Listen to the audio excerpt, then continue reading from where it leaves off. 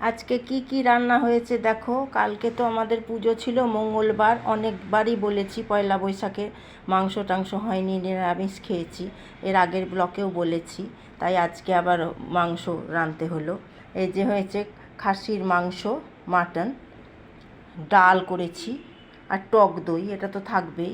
আর পটল পোস্ত, ভেন্ডি আলু দিয়ে তরকারি, আর আলু ভাজা। এই হয়েছে আজকের মেনু।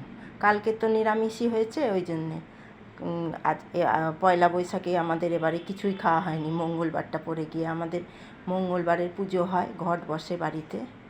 সবাই ভালো থেকো, সুস্থ থেকো। নতুন বছর তোমাদের সব শুভ ভালো কাটুক। বড়োদেরকে প্রণাম, ছোটোদের ভালোবাসা জানাই। আজকে এইটুকুই, আজকের মতন ব্লগটা এখানেই, এইটুকুনি বলার ছিল। সোনাইকে খাওয়াই। এই দেখো সোনাই বসেছে। সোনাই মুখটা তুলো একটু, মুখটা তুলো। হ্যাঁ, এই যে সোনাই খেতে বসে গেছে, সোনাইকে খাওয়াই। আসি।